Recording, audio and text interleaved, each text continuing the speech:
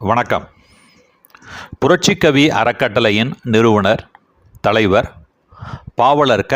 பத்மா, செயலாளர் பாவலர் க.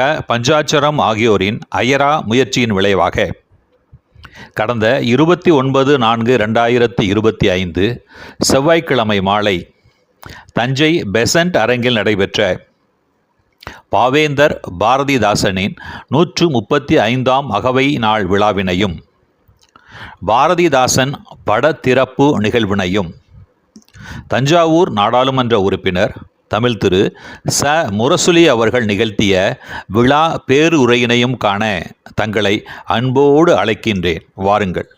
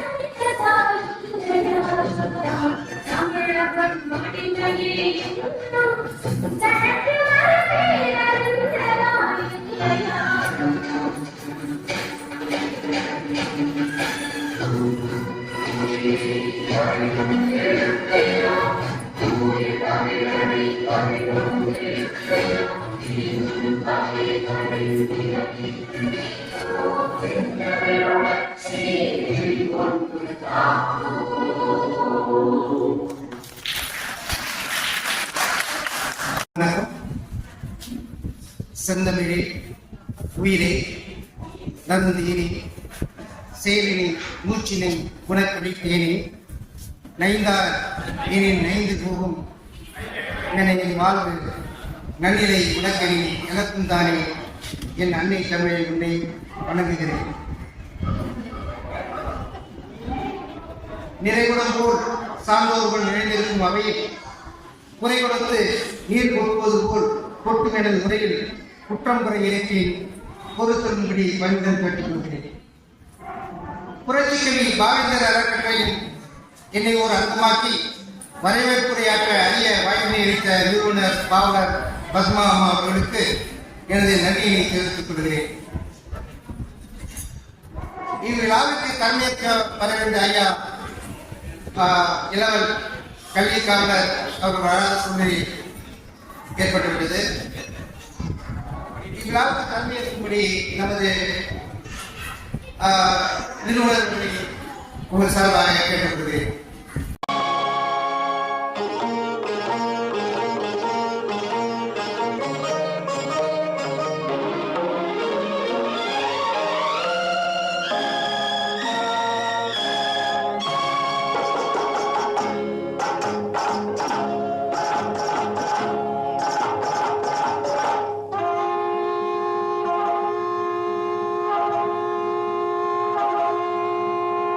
சங்கே முழங்கு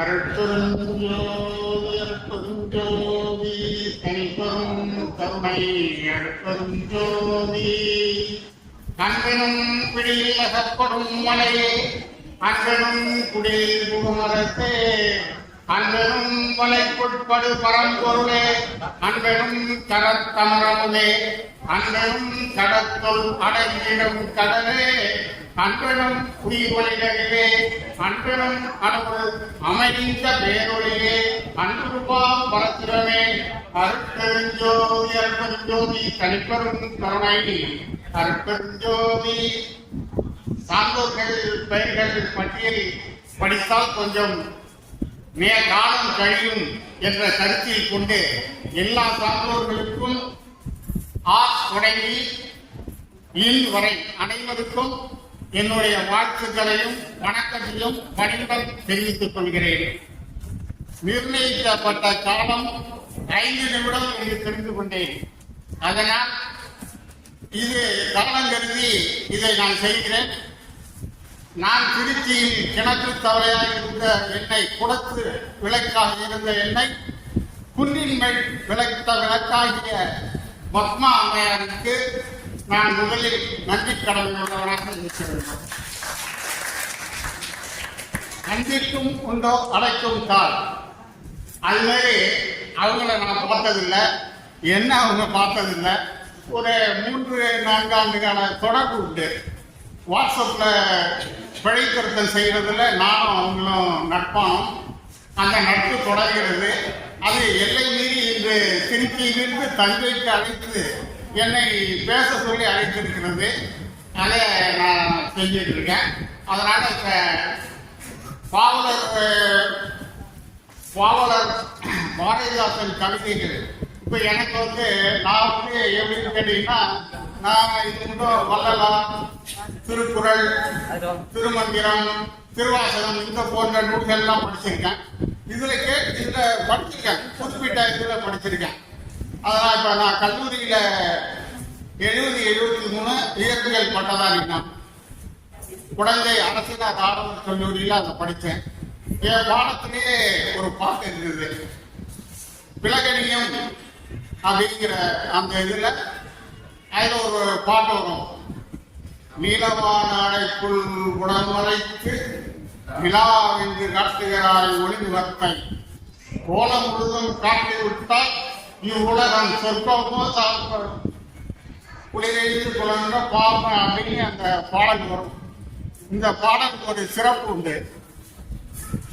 வார்த்தை சித்தர் வலம்புரி ஜான் அவர்கள் விழுப்புரத்தில் ஆங்கில ஆசிரியராக பணியாற்றும் காலம் இந்த பாடலை பாடி பணி நீக்கம் பெற்றார். ஏனென்றால் அது பெண்கள் பள்ளி, அது சீருடையவர்களுக்கு நீல ஆணை. இந்த பாட்டு பாடியதுடன் இந்த பாட்டுக்கு அவருக்கு ஒரு தண்டனை கிடைத்தது என்று அவர் முழங்கியதை நான் கேட்டிருக்கிறேன். அது கூட ஒவ்வொன்றும் ஒவ்வொரு இதுவும்.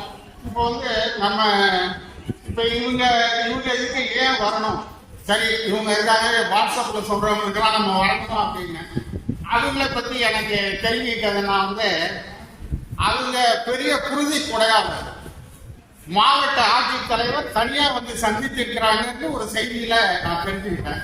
அதுக்கப்புறம் தன் உடல் பொருள் ஆவி இது எல்லாத்தையும் உறுப்பு தானத்துல செஞ்சு அதுக்கு பதிவு செஞ்சிருக்காங்க. சில பேர் சொல்லுவாங்க செயலாக்கம் பண்றாங்க, அந்த பணியும் செஞ்சிருக்கிறாங்க. இதற்கு மேல ஒரு செயல்பாட்டாளர் எப்படி ஒரு பெண்மணியா இருந்துக்கிட்டு இவ்வளவு பெரியவர்களை இயக்கி ஒரு கூட்டம் போட்டு இந்த சின்ன பசங்களை எல்லாம் பேச வச்சு நாளைய செல்வங்களை வளர்க்கிற ஒரு நற்பணியை செய்யறவங்க கூப்பிடும் போது நம்ம வராமல் இருக்கக்கூடாது. இதுல ஒரு பெரிய துணை. இன்னைக்கு நான் கிடைக்கிறது இவங்க நேற்று கூட எனக்கு வாட்ஸ்அப்ல போட்டு ஐயா அவசியம் வந்துருந்தாங்க. நான் 2 மணிக்கு புறப்பட்டு வருகிறேன் என்று சொன்னேன். அதற்குள் என் மகன் பத்திரிகைகள்லாம் பேர் போட்டிருக்காங்க, அவங்க காப்பில் கொண்டு வருவேன் அப்படின்னு சொன்னாரு. டிரைவருக்கு சொன்னாரு, டிரைவர் வரல. அப்புறம் மணி 2 ஆச்சு, 4 ஆச்சு, 4:30 ஆச்சு. அவரு பையனுக்கும் ரொம்ப வேலை. சரி என்னடா செய்வது, நானும் ரூம்ல உட்காந்துட்டு திரும்பியும் புத்தகத்தை பார்க்க ஆரம்பிச்சுட்டேன். சரி, அப்புறம் என்னன்னா அவரே காலேஜ் வந்து என்னை டிராப் பண்ணிட்டு போனாங்க. இதோட பெரிய இது, வழி கேட்டு வரும்போது இந்த குறுக்கு ரோட்ல ஒருத்தர் இந்த முனையில உள்ள டைலர் வழியை காமிச்சிட்டார். இந்த பெரிய ரோட்ல வந்திருந்தா கொஞ்சம் சீக்கிரமா வந்திருக்கலாம். இதுவே ஏகப்பட்ட இன்னல்களை சுமந்து வந்தாலும் அது நமக்கு ஒரு பணி நிறைவு, மன நிகழ்வை கொடுக்கிறது. அதுதான் இந்த இதுல வருது. அப்புறம் நிறைய பாடல்கள், இந்த சின்னவங்க எல்லாருமே நம்ம பாடின எல்லா பாட்டையும் அவங்க பாடிட்டாங்க. அதாவது என்னன்னு கேட்டா, நான் பெரிய குறிப்பே எடுத்தேன். குறிப்பை எடுத்துட்டு சரி ஒவ்வொன்றும் அப்புறம் எடுத்த குறிப்புல கொஞ்சம் கொஞ்சம் படிச்சிருவோம். ஏன்னா இந்த பாரதிதாசன் புத்தகத்தை 2 நாளா நான் படித்தேன். 2 நாளா படித்து என் மனதின் சிரவத்தை ஏற்றுக்கொண்டேன். இதில் இருக்கும் பிழை திருத்தங்களையும் நான் பின்பக்கம் பக்க வாரியாக குறித்து வச்சுள்ளேன். இது அண்ணா பப்ளிகேஷனுக்கு அனுப்பப்படும். அடுத்தது இப்ப இந்த பாடலை படிக்கிறேன். கற்கின்ற இவ்வாறு தமிழ்நாட்டின் கண் ஒப்பி கனியிருக்க நிற்கின்ற மரத்தில் காய் தவற நினையாது மூதுணர்வால் முற்கண்ட எவற்றிற்கும் முதலான நம் தமிழை இகழ்ந்தெறிந்து கற்கண்டாய் நினைத்திலும் கை கொண்டு வாழ்ந்துடுது நன்றே என்றும். அப்புறம் ஒரு சிறு குறிப்பா எடுத்துருக்கேன், ஒவ்வொன்றையும் படிச்சிருக்காங்க. ஏன்னு கேட்டா குறிப்பெடுத்து பட்டம் போட்டிருக்கேன். இதுல நம்ம படிச்சோம்னா இந்த கூட்டம் அமைதி எல்லாருக்கும் வாய்ப்பு வருவது தலைமுறம். அதை கருதி இது மட்டும் படிக்கிறேன்.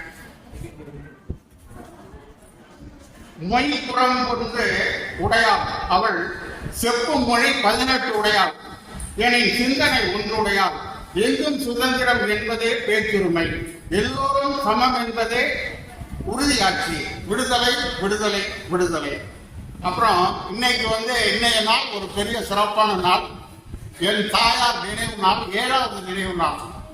அது வாட்ஸ்அப்ல ஒரு கவிதை வர வந்திருந்தது. அந்த கவிதை என்னன்னு கேட்டீங்கன்னா, பிறந்தாய் அழுதாய் எல்லாம் கடைசியில தாய் தாய்னு வரும். சிரித்தாய் தவழ்ந்தாய் நடந்தாய் வளர்ந்தாய் போதித்தாய் புரிந்தாய் உணர்ந்தாய் படித்தாய் பணிபுரிந்தாய் சம்பாதித்தாய் சேமித்தாய் சாதித்தாய் இப்படின்னு சென்னையில என்னுடைய அன்பர் இன்னைக்கு அந்த நிகழ்வு தெரியாமலே போட்டாரு. அது எனக்கு ஒரு பேரின்பமா இருந்தது. இன்றைய சில நிகழ்ச்சிகள் இங்க இல்லை, நிகழ்ச்சி கூட இருக்கு. இன்னும் நான் இவங்களுக்கு முன்னாடி ஒப்புக்கொண்டதுனால நான் இங்க கலந்துக்கிறேன். அடுத்தது இவங்கெல்லாம் இந்த பாட்டை பாடிட்டாங்க, அதனால இதை நான் பாட வேணான்னு நினைக்கிறேன். கணிகிடை ஏறிய சுழல் இதை பாடிட்டாங்க. அது தமிழுக்கு அமுது என்ற பெயர்னு அதையும் பாடிட்டாங்க. ஏன்னா சில குழந்தைகள் அவங்க பாடிட்டாங்க. அப்புறம் எங்கள் வாழும் எங்கள் வளமும் மங்காத தமிழென்று சங்கே முழங்கு எங்கள் பகைவர் எங்கோ மறைந்தால் இங்குள்ள தமிழர் ஒன்றாதல் கண்டேன். அடுத்தது வெள்ளம்போல் தமிழ் கூட்டம் வீரங்கொள் கூட்டம் அன்னவர் உள்ளத்தால் ஒருவரே. அப்புறம் தமிழரின் மேன்மையை இகழ்ந்தவனை என் தாய் கருத்தாலும் விடையே. தமிழுக்கு எவ்வளவு முக்கியத்துவம் பாரதிதாசன் கொடுக்கிறாரு. சாதி இருக்கிறது என்பாலும் இருக்கிறானே அப்படின்னு ஒரு சொல்லடை சொல்றாரு. அடுத்தது வாடாத பூர் போன்ற மந்தை நன்றால் மணவாளன் இருந்தால் முன் மணத்தல் தீது. இது சமுதாயத்தில் அதை கேட்பாரற்று கிடக்கிறது வேரில் பழுத்த பலா அப்படின்னு சொல்லுவாரு.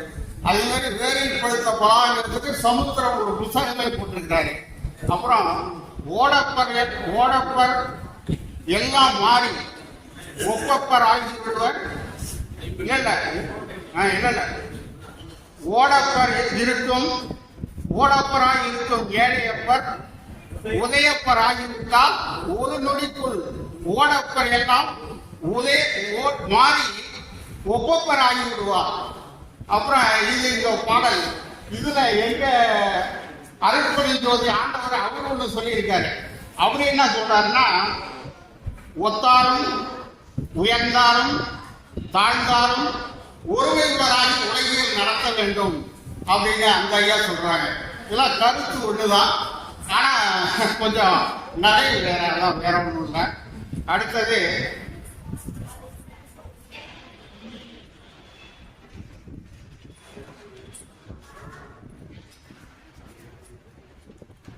காதினிக்கும் நல்ல கருத்தினிக்கும் அதுவினால் மேதினியும் சோதி விளக்கு விரிந்த வரலாற்று பெருமரம் கொண்ட திராவிடன் ஆளின் சிறுவிற்கே தனலை தொழுவோன் உயர்வென்கின்றான், உன்னை கடலில் தள்ள வழிகாட்டுகின்றான். விழிப்போடு இது தமிழுக்கு தொண்டு சொல்வோன் சாவதில்லை. அடுத்தது பிறந்துள்ளார் தமிழறிஞர் ஆதல் வேண்டும். வருந்த தமிழர் வையத்தை ஆள வேண்டும். வாழ்க தமிழ் இவ்வையம் வாழ்கவே. வழக்கம் என்பதில் ஒழுக்கம் இல்லையே, கழுத்து போயினும் கைகொள்ள வேண்டும். காணாத கடவுள் ஒரு கருமுறை என்பதும் வானில் தொங்கும் வளையத்தில் தொங்கும் மதம் என்றும் அக்குறள் அந்த கழுதையின் வானில் தொங்குவது மதம் என்றும் சொல்லி சாதி மதம் சமயம் எல்லாம் போய் என்று வள்ளலார் சொல்லும் கருத்தையே இவர்கள் இங்கே உறுதிப்படுத்துகிறார். தொல்லுலகில் மனிதருக்கு மதம் தேவையில்லை. இது நம்மளை பிரிக்கிறதுக்கு தான் இது. அப்புறம்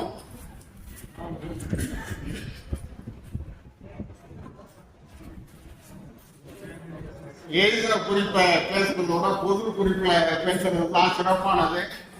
இப்ப இறப்புங்கிறாங்க அந்த ஐயா பேசுறதுதான் நான் கேட்கிறேன். குறிப்பில்லா வெற்றியர் அப்படின்னு சில பேர் குறிப்பு பேசுறவங்கள குறை கூறுவார்.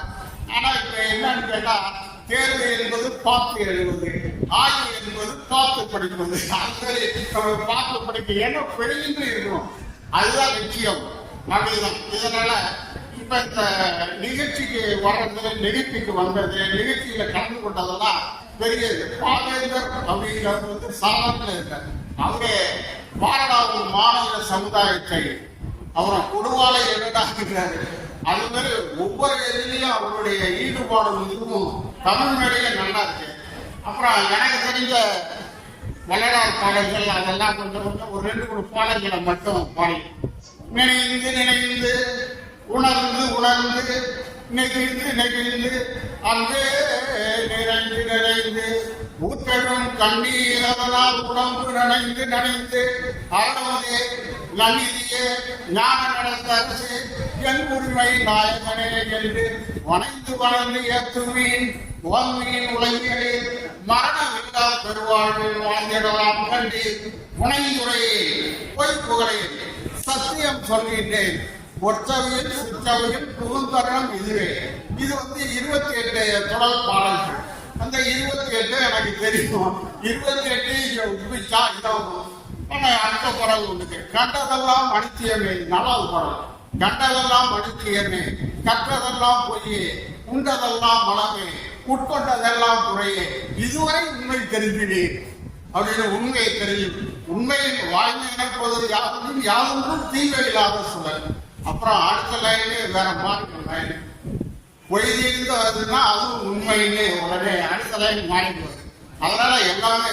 அப்புறம் சாகா கல்வி திருக்குறள் முதல் 10 பாடல்களில் வழங்கப்பட்டிருக்கிறது. அகரந்தலை எழுத்தெல்லாம் ஆதிமகன் முதற்கே உலகு கற்றதனாலாய பயனின் கொள்வாய் மலர் விசையினால் மானடி சேர்ந்தார் விலகு செய்து வாழ்வார் வேண்டுதல் வேண்டாம இளாநடி சேர்ந்தார்க்கு யாரும் திரும்பையில இருள் சேர் திருவினையும் சேரார் இறைவன் பொருள் சேர் உடல் புரிந்தால் மட்டும் ஒளிவாயில்தான் பொய் தீ ஒழுக்க நெறி நின்றால் ஈடுவாழ்வார். தனக்கோமை இல்லாதான் தாள் சேர்ந்தார் கல்லால் மனக்கவலை மாற்ற வேண்டும். அறாடி அந்தனன் தாள் சேர்ந்தார் கல்லால் பிராணி நீந்தலறிந்து போரில் பொறியில் குணமிழவே என் குணத்தான் தாளை வணங்காத்தலை பிறவி பெறுகிறது நீதுவர் நீதார் இறைவனடி சேராதார். அருட்பெருஞ்சோதி இதுதான் பொறுமையுடன் செவி கொடுத்து இந்த சிறுமதியாரன் பேச்சை கேட்ட அனைவர்கள் வாதத்தை தொட்டு என் விழிமுணர்ந்தால் வணங்கி இத்திட்டத்தை நிறைவு செய்தல் சொல்லிக் கொள்கின்றேன். அற்பெருஞ்சோதி தனிப்பெரும் தன்மை அற்பெருஞ்சோதி. தமிழன் எழுதி போல் என்றென்றும் நீடூழி வாழ்க. வாழ்க தமிழ். வாழ்க தமிழ் ஏன் சொல்றேன்னா, தமிழ்ல இல்லாத பக்தி இலக்கியங்களே இல்லை. வாழ்க தமிழ்னு சொல்லும் போது பக்தி இதுதான். எனக்கு வந்து தமிழ் தான் ஒரு தெய்வம். அந்த இதையும் வச்சுக்கலாம்.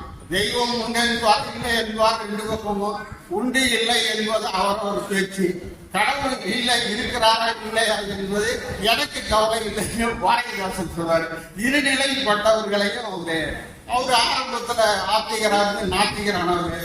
இது மாதிரி இப்ப தாசன் பரம்பரையே அது ஒரு முத்தையா கண்ணதாசன் ஆனதும், இவரு பாரதிதாசன் ஆனதும், பாரதிதாசனை தொடர்ந்து கனக சுப்பேரத்தினம் அவரு சுரதா ஆனதும், இது மாதிரி பெரிய வாணிதாசன், இது மாதிரி தாசன் பட்டாங்க, அது ஒரு பெரிய இது இருக்கு. இதுல இவர் கொஞ்சம் சிறப்பானவர். அதனால இவர் தொடங்கின பாடல் எங்கெங்கும் காணும் சக்தியடா அப்படின்னு தான் தொடங்கினாரு. பாரதிதாசர் கொண்ட காதல்னால ஜாதி வேற இல்லைங்கிறதுக்கு இவர் ஒரு உதாரணம். இவரு பெரிய ஐயர் இனத்தை சேர்ந்த பாரதியார் தான் இவர் குருவாயிட்டுக்கிட்டாரு. இவரு முதலியார் வகையில் உள்ளவர். இது மாதிரி நிறைய சாப்பிகள் இருக்கு.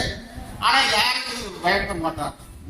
பெரியார் எழுத்து ஒரு தடவை திருக்குறள்ல காட்டுமுறான் மொழின்னு பெரியார் மாநாட்டில் பேசுமானே இவர் அதை ஏற்று மறுத்து இவரை மறுப்புரை செய்தார்.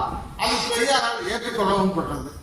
அதனால ஒரு முறை பெரியார் பேசும்போது ஜெயகாந்தன் அவர் மறுப்புரை சொன்னாரு. திராவிடர் கழக தோழர்கள்லாம் இது மாதிரி நீங்க பேசக்கூடாதுங்க. அவர் பேசிட்டோம் சொல்லி அவரை பேச விட்டுட்டு 1.5 மணி நேரம் ஒரு விளக்கம் கொடுத்தாரு. அதுதான் அவருக்குள்ள தன்மை. அவரு எங்க வடலூர் இதுக்கே வந்துட்டார் பெரியார். வந்தோன்னா இங்க குலால் மருத்துவர்கள் தான் உள்ளே வர ஓடு இருக்கிறது.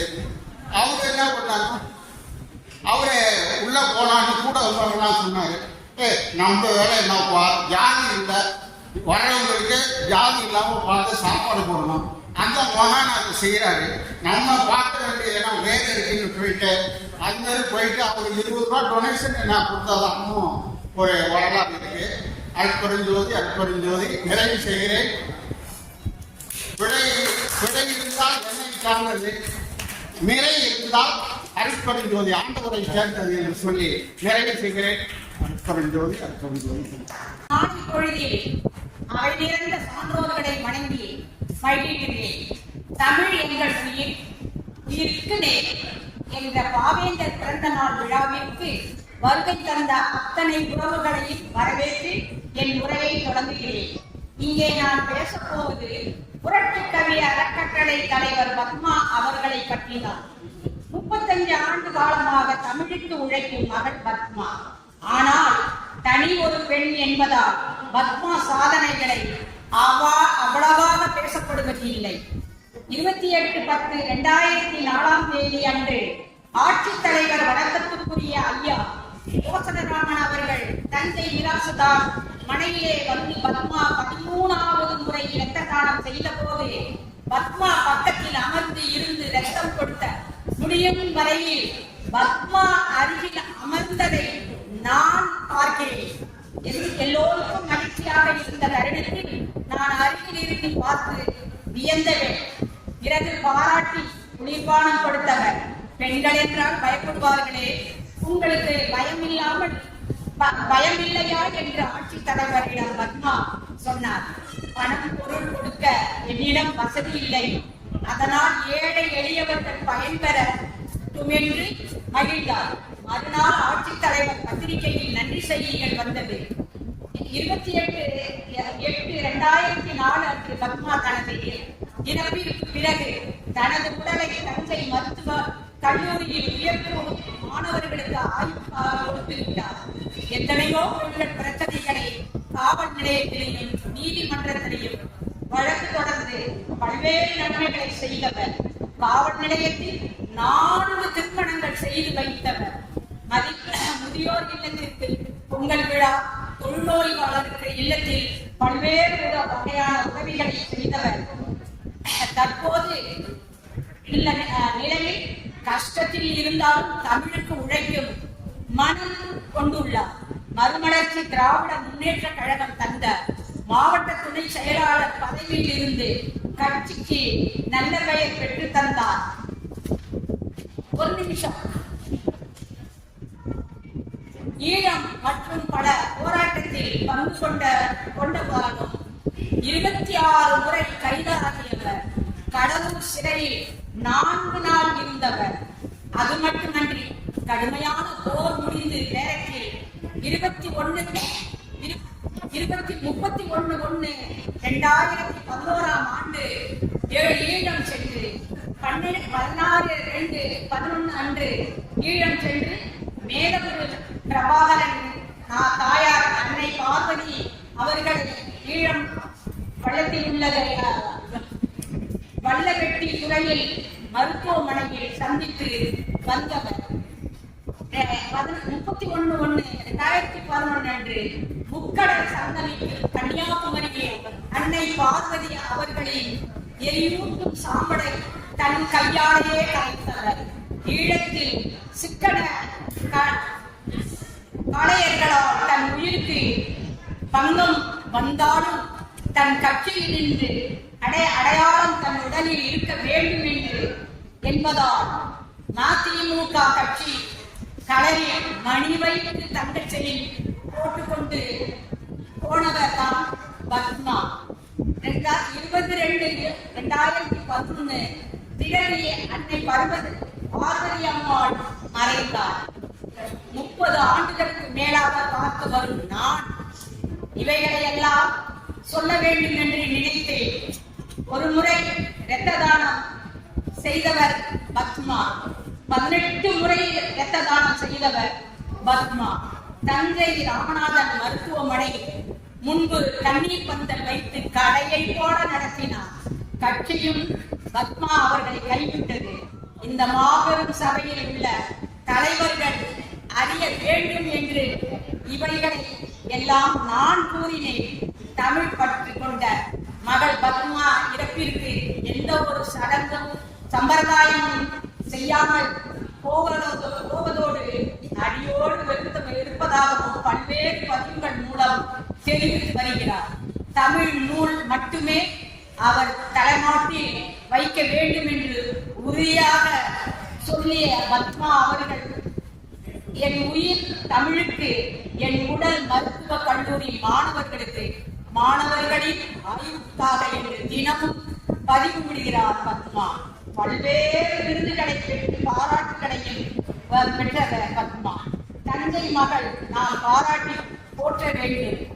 அனைவருக்கும் என் நன்றியையும் வணக்கத்தையும் கூறி விடைபெறுகிறேன். நானும் என் மகளும் குடும்பத்தோட எங்க ஐயா நானு என் குடும்பம் எல்லாருமே முன்னைய 35 வருஷத்துக்கு மேல நாங்க உறவுல இருக்கிறோம். இன்னும் எங்களுடைய உறவு நீடிக்கணும்னு கடவுளுக்கு வேண்டிக்கிறோம். வாழிய செந்தமிழ், வாழ்க தமிழர், எல்லா உயிர்களும் இன்புற்று வாழ்க. பாரதிதாசன் 135ஆம் அகவை நாள் கொண்டாடப்படுகின்ற இந்த இனிய மாலை வேளையிலே இம்மாபெரும் கவி பெருமகனின் விழாவினை நினைவுகூர்ந்து தன் பொருள், தன் காலம், தன் குருதி எல்லாவற்றாலும் இறந்த பின் தன் உடல் எல்லாவற்றாலும் தமிழுக்கே தன்னை ஈகின்ற மதிப்புக்குரிய தாய் அம்மாள் தாமரை எனும் பத்மா அவர்களை வணங்கி மேடையிலே பாரம்பரிய படத்தை திறந்து உரையாற்ற இருக்கின்ற பகுத்தறிவு பெரும்படையினுடைய தஞ்சை மாவட்டத்தினுடைய தலைவர் வழக்கறிஞர் பெருமகன் அமர்சிங் ஐயா அவர்களுக்கும் என் எதிரே அமர்ந்திருக்கக்கூடிய அன்பிற்குரிய பெரியவர்கள், சார்ந்தவர்கள், பள்ளி பிள்ளைகளை அழைத்து வந்து பாரதிய தமிழை எங்கள் செவிநேய நிரப்பி வைத்திருக்கிற அன்புக்குரிய பெற்றோர்களே, மாணவ செல்வர்களே, என் இனிய நண்பர்களே, எனக்கு முன்னால் உரையாற்றிய பெரியவர் மோகன் அவர்களே, பெரியவர்கள் சொல்லக்கூடாது, நான் படித்த காலத்தில் தான் படித்தேன் என்ற அன்புக்குரிய நண்பர் சிவராஜன் அவர்கள், எனவே என்னுடைய அதே தோழர் மோகன் அவர்களே, உங்களுடைய உரையை பெற்று நாங்கள் அனைவரும் மகிழ்ந்திருக்கிறோம். இத்தகைய கூட்டங்களிலே அற்புத ஜோதி என்ற தொடரை கேட்கும் பொழுது ஒரு வகையான அமைதி கிடைக்கிறது நமக்கு. ஏனென்றால் காலம் பெற்று கிடைக்கிறது. இப்படியான சொற்களை எல்லாம் கேட்பது என்பது நமக்கு பெருமை தரக்கூடிய. எனக்கு கொடுக்கக்கூடிய இந்த வாய்ப்பு உண்மையிலேயே ரொம்பவும் மகிழ்ச்சிக்குரியது. சிறப்பு விருந்தினருக்காக நான் காதில் இருக்க வேண்டிய அவசியம் இருக்கும் என்பதனால் சிலவற்றை சொல்லி நிறைவு செய்ய ஆசைப்படுகிறேன்.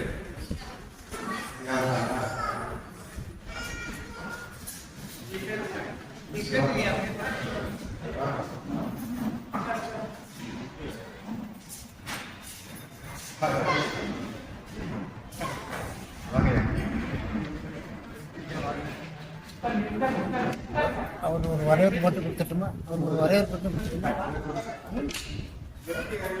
நாடாளுமன்ற உறுப்பினர் அன்பிற்குரிய பாசத்துக்குரிய ஐயா முரசொலி அவர்களே வருகிறவர்களே சார்பிலும் வரவேற்கிறேன். தங்கள் வரிசையாக சுவாமி சிறப்பாக சிறப்பித்திருக்கிறது. வருகைக்கு மிக்க நன்றி. எனவே பாரதத்தை பற்றி உங்களிடத்தில் சிலவற்றை சொல்ல ஆசைப்படுகிறேன். என் நிறைய கண்மணிகள் இடையிடாமல் அவருடைய பாடல் வரிகளை சொல்லி சொல்லி அதை கேட்க கேட்க இனிமையாக இருக்கிறது. பாடல்கள் தான் பெண் குழந்தைகளுக்காக எழுதிய பாடலிலே துன்பம் நேர்களில் யாரெடுத்து நீ இன்பம் சேர்க்க மாட்டாயா கண்ணே என்று ஒரு பாடல் வருது. அந்த வரியினுடைய அடையாளத்தை இந்த பிள்ளைகள் தமிழிலே பாடல் வரிகளை சொல்லும் பொழுது நாம் துன்பம் மறந்து யாரெடுத்து நாம் மனதிலே இன்பத்தை சேர்ந்தது போல இருக்கின்றது. பெற்ற பெற்றோர்களுக்கு என்னுடைய வார்த்தையும் வணக்கத்தையும் தெரிவித்துக் கொள்கின்றேன். அதற்குரிய பெற்றோர்களே, பாவேந்தர் என்பவர் தமிழ்நாட்டின் அடையாளங்களில் என்றும் அழியாத நிலையான இடம் பெற்ற மாபெரும் கவிஞர். தமிழக இலக்கிய வரலாற்றிலே 19ஆம் நூற்றாண்டிலே பிறந்த கவிஞர்கள் ஏராளம் இருந்தாலும் அவர்களுக்கு முன்னோடியாக எனக்கு முன்னாலே பேசிய அன்புக்குரிய மோகன் அவர்கள் குறிப்பிட்டு பேசிய வள்ளல் பெருமான் ராமலிங்க அடிகள் தான் முதலில் எளிய தமிழில் புனைவதும் உரைநடையை எழுதுவதும் ஆகிய முன்னோடியாக இருந்திருக்கின்றார்கள். அந்த 19ஆம் நூற்றாண்டுடைய முதல் கதவு திறந்த பிறகு வந்த கவிஞர்கள் கவிமணி தேசிய விநாயகர் பிள்ளை, ராமலிங்கம் நாமக்கல்லே ராமலிங்கம், கவியோகி சித்தாந்த பாரதியார், மஸ்தான் சாஹிப், வீரமாமியம் எண்ணற்ற எல்லா மதங்களையும் சேர்ந்த வீடு கொண்ட கவிஞர்கள் பெருமக்கள் பிறந்த காலம் 19ஆம் நூற்றாண்டு. அந்த நூற்றாண்டிலேயே பிறந்தார் பாட்டுக்கொரு புலவன் பாரதி. பாட்டுக்கொரு புலவன் பாரதி பாட்டை கேட்கிறதா கிருகிருத்து போனடா என்றார் கவிஞர். அந்த பாடல்கள் உள்ள வேகம், அவர் பிறந்த சீர்திருத்த பார்வை, அவர் பிறந்த குலத்தை தாண்டிய விவேக பார்வை, இவை எல்லாவற்றையும் கேட்க ஒருவரால் தான் பாரதியை பற்றி ஏற்பட்டு அவரை போலவே எழுத வேண்டும் என்ற கவிதை படைய வேண்டும் என்ற ஆற்றல் வரும். அந்த வகையிலே அவரை பார்த்து கேட்டு பழகிய மாபெரும் நாம் கொண்டாடுகின்ற பாரதிதாசன் அவர்கள் பாரதியின் மனதை பறிகொடுத்து தன்னுடைய பெயரை பாரதிதாசன் என்று மாற்றிக்கொண்டார். அவரை தன் ஆசானாக ஏற்றுக்கொண்டார். பிற்காலத்தில், அதாவது முதலில் பாரதியை பார்க்கும் போது அவர் பிறந்த கொள்கைகள், இறை நம்பிக்கை எல்லாம் உண்டு. பாரதியோடு பழகும் போது எழுதிய கவிதைகளை பார்த்து பாரதி சொன்னான், இவன் பாரதி கவிதாமண்டலத்தை சேர்ந்தவன் என்று தட்டி கொடுத்தார் பாரதிதாசன். அவர் மேலும் மேலும் இயக்கினார். ஆனால் எங்கே மாற்றம் வந்தது என்று சொன்னால், பாரதிக்கு பிறகு 1928 மயிலாடுதுறையிலே தந்தை பெரியார் அவர்கள் பேசுகிறார் என்று கேள்விப்பட்டு அந்த பேச்சை கேட்க போன போது தன் மனதை மாற்றிக்கொண்டு, பாரதிகளை மாற்றிக்கொண்டு, பாதையை மாற்றிக்கொண்டு, அவற்றிலிருந்து முற்றிலுமாக தன்னை விடுவித்து 1933 வெள்ளுடை வேந்தர் சிங்கார வேலனாக கூட்டிய ஒரு மாநாட்டிலே கையெழுத்திடும்போது பார்த்து எழுதினார், நான் இன்று முதல் நிரந்தர நாத்திகிறேன் என்று சொல்லிவிட்டார். அன்பிற்குரிய பெரியவர்களே, உங்களில் நம்பிக்கையாளர்கள் இருக்கலாம், நம்பிக்கை இல்லாதவர்களாம், மறுப்பாளர்கள் இருக்கலாம். நான் சொல்வதை வரலாற்று குறிப்பாக தயவு செய்து ஏற்றுக்கொள்ளும்படி அன்போடு கேட்டுக்கொள்கிறேன். இது எதையும் பிரச்சாரம் செய்வதற்காக சொல்லுவதாக வரலாற்றில் என்ன நடந்தது என்பதை தெளிவுபடுத்துவதற்காக சொல்கிறேன். அப்படி அந்த பார்வை பெற்றதால் அவருடைய பகுதி பாடல்கள் பெரும்பாலும் கடவுள் மறுப்பாகவும் ஏழைகள் படுகின்ற கஷ்டத்திற்கு உதவான ஒரு சக்தியாகவும் நினைத்து நிறைய எழுதிவிட்டார். இதனால் பல பேருக்கு அவரை பிடிக்காமல் போனது உண்டு வாழ்ந்தது. ஆனால் அத்தனையையும் தமிழ் மீது உள்ள காதலாலும், தமிழ் இலக்கியத்தை உருவாக்கிய காதலாலும் அவர் மீது எல்லோருக்கும் அளவற்ற ஒரு பாசம் வந்தது. எனவே கடவுள் நம்பிக்கையாளர்களும் தமிழ் என்றால் பாவத்தில் விரும்புவார்கள், மறுப்பாளர்கள் பாவத்தில் என்றால் விரும்புவார்கள். மறுப்பாளர்கள் எதிர்ப்பாளர்கள் இரண்டும் கட்டாங்கள் என்று அக்னாஸ்டிக்ஸ் சொன்னார்கள். எனக்கு இல்லை கடவுள் கவலை என்று சொன்ன அவருடைய வார்த்தை என்று எல்லா தரப்பு மக்களும் தமிழுக்காக பாரதிதாசனை போற்றினார்கள். நாம் போற்றுவது போல் எக்காலத்தும் போட்டுக் கொண்டிருக்கிறார்கள். எல்லா நாடுகளிலும் உலக நாடுகளிலும் பாரதியை கொண்டாடாத இடமே கிடையாது. ஆனால் தஞ்சையில் பாரதிக்கு விழா நடத்தவில்லை என்ற குறை எனக்கு நிறைய உண்டு. கடந்தை நம்முடைய ஜெயக்குமார் அவர்களுக்கு நான் அடிக்கடி சொல்வேன், எல்லா வகையான விழாக்களும் நடக்கின்றது. தமிழுக்கென்று ஒரு தலைமகன் பாரதிதாசனுடைய விழாவை சிறப்பாக கொண்டாடாத ஒரு நிலை சற்று வருத்தமாக இருக்கிறது. அதை அருமை தாய் தாமரை அம்மாள் அந்த குறையை நிறைவேற்றி கொடுத்திருக்கிறார்கள். அவர் பெருமடக்கத்தையும் நன்மையை தெரிவித்துக் கொள்கின்றேன். இப்பொழுது எந்த காலத்திலே என்ன கவிதைகள் தோன்றுகிறார்கள் என்று பாரதிதாசன் தன்னுடைய வானொலி கவியரங்கத்திலே ஒரு முறை குறிப்பிடுகின்றார். அதாவது ஒரு மனிதன் எந்த காரணத்தினால் கவிதை எழுதுகிறான் என்று சொல்வதற்கு ஏதாவது ஒரு காரணம் இருக்க வேண்டும். இல்லாமல் அந்த கவிதை பிறப்பதற்கு வாய்ப்பில்லை. இப்ப ராமானுஜர் இருக்கிறார் என்றால் முக்தி என்பது மோட்சம் என்பது குறிப்பிட்ட சமுதாயத்தைச் சேர்ந்த மேற்கத்து மக்களுக்கு தான் என்பதை மறுத்து எல்லா மக்களுக்கும் முக்தி உண்டு என்பதற்காக ராமானுஜர் போராடி தன்னை நிலைநிறுத்தி, அதாவது வடகளை தென்களை வடகளை வென்று தென்களை நிலைநாட்டினார். எனவே ராமானுஜர் பிறந்தது முக்தி எல்லாருக்கும் என்பதை சொல்வதற்காகத்தான். அவ்வாறே பலரை குறிப்பிட்டு வரும் பொழுது பொதுவுடைமை தத்துவத்தை கொண்டாடுவது, அந்த ஜார்ஜ் மன்னரை எதிர்த்து லெனின் புரட்சி செய்தார், பிரெஞ்சு நாட்டில் இருக்க ஈகோ செய்தார், ஒவ்வொருவராக வந்தார். கடைசியாக அவர் குறிப்பிடுகின்ற ஒரு மகான் யார் என்றால் நம்ம மதிப்புக்குரிய மோகன் அவர்கள் குறிப்பிட்டார்.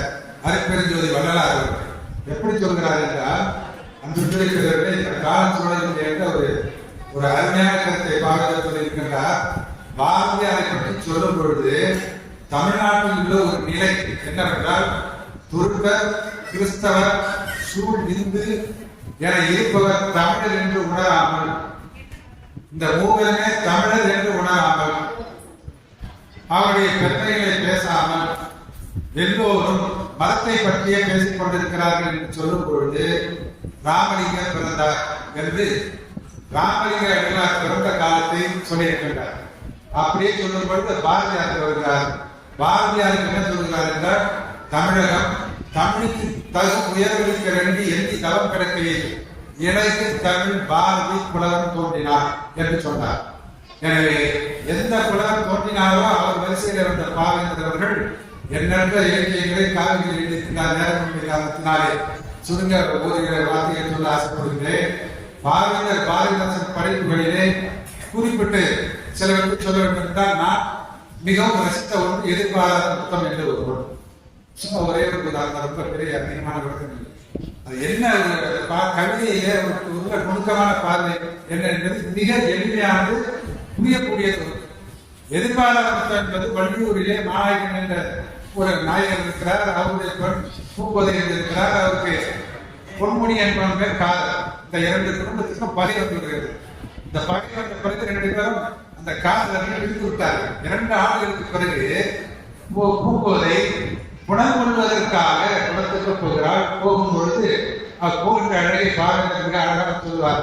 நீல பூவிலி இடத்தை நோக்க கோல சித்திரை கொடி போல் துவர அப்படி இப்படி குதிரை ரசித்து புறப்பட்டார் என்ற பூங்கடி என்பார்.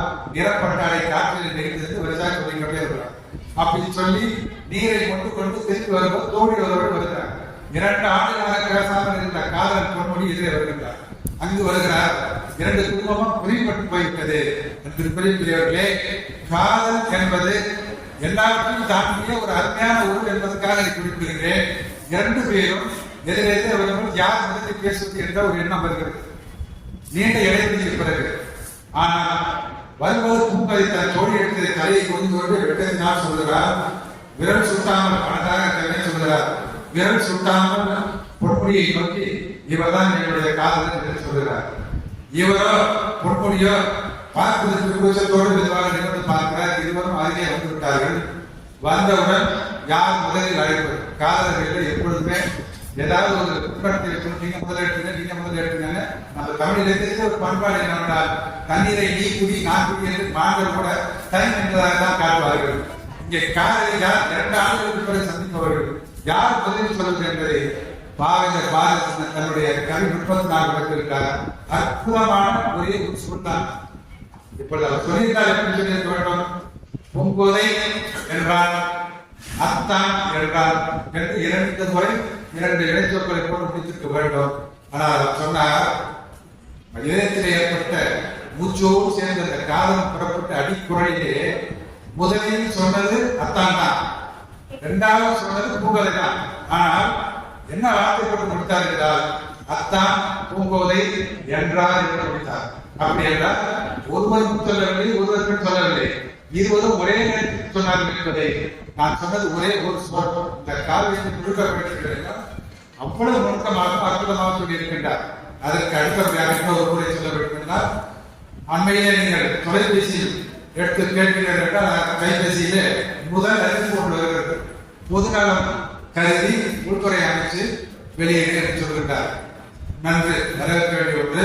நாம் பேசுவதற்கு சற்று இடைவெளியாக நேரம் பேசினாலும் கூட அதை வரவேற்போம் பொதுநலம் கருதி.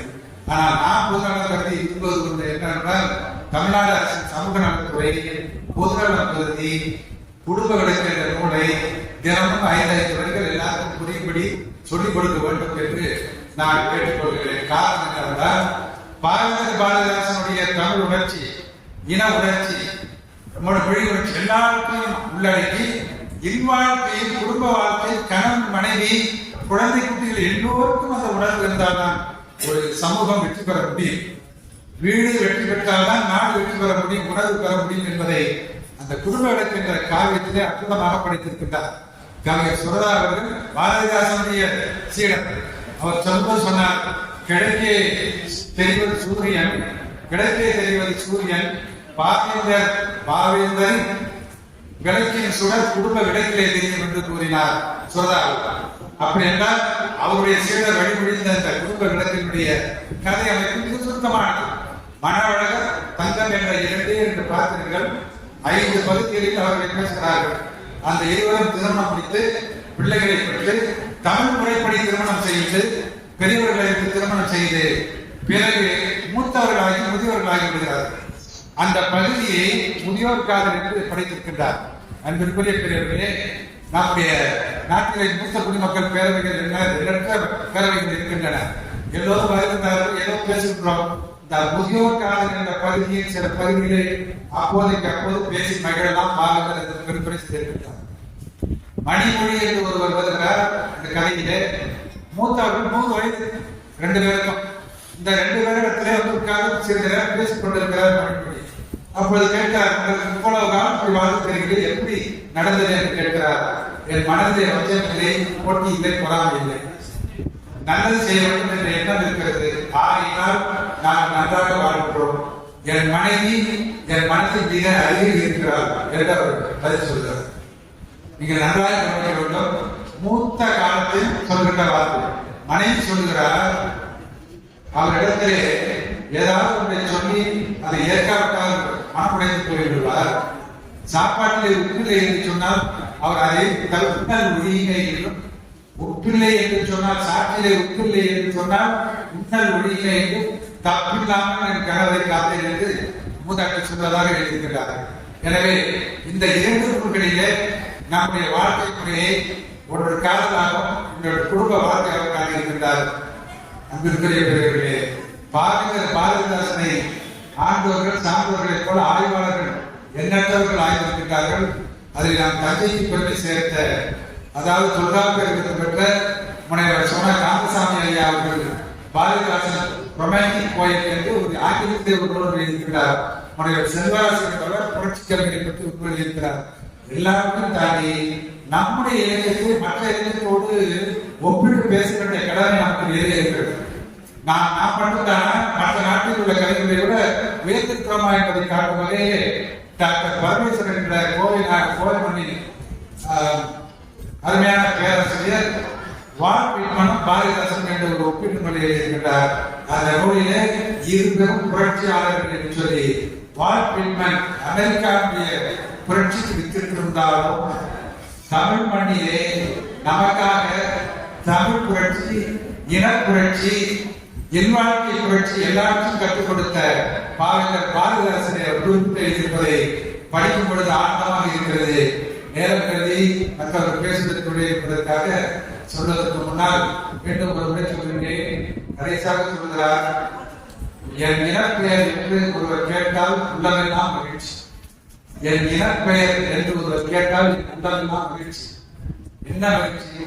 நான் திராவிடன் என்று உடமாக கொடுக்கிறேன் என்று ஒரு பெயர் என்னன்னு கேட்டால் நான் திராவிடன் என்று 100 என்று இனப்பெயரை குறிப்பிட்டவர். நான் மீண்டும் சொல்கிறேன், ஒவ்வொரு முறையும் ஒரு இனத்தினுடைய பெயருக்கும் மொழியினுடைய பெயருக்கும் பேசுகின்றவர்களுக்கும் உள்ள மாறுபடுத்த தெரியாமல் குழம்பிக் கொள்கின்றோம். என்னுடைய பெருமைக்குரிய கவிஞர் காமு ஷெரீப் அவர்கள் ஒரு முறை பாராசத்தில் பேசும்போது குறிப்பிட்டார்கள், அவர் இஸ்லாமியர், நான் மதத்தால் இஸ்லாமியன், நெறியால் இஸ்லாமியன், நாட்டால் இந்தியன், இனத்தால் திராவிடர், மொழியால் தமிழ் என்று குறிப்பிட்டார்கள். அவ்வகையிலே என்றும் நாம் இனம் வாழ்ந்த மொழி வாழ்க்கை கூறி வாய்ப்படுத்த ஒரு அனைவருக்கும் என்னுடைய நன்றியை தெரிவித்து விடைபெறுகிறேன். வாழ்க உரையை முடித்து அனைவரும் உணவருக்கு செல்லுமாறு இந்த அறக்கட்டளையுடைய தலைவர் பக்தா அவர்கள் வேண்டுகோள் இருப்பதால் தயவுகூர்ந்து அவர்களால் கேட்டுக்கொள்கிறோம்.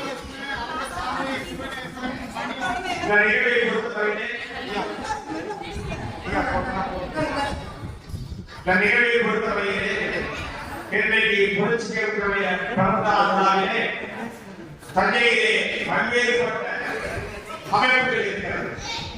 புரட்சிகளை பேசி மேடைகளை பேசி பெரிய அரசியல் தலைவர்களாக இருக்காங்க.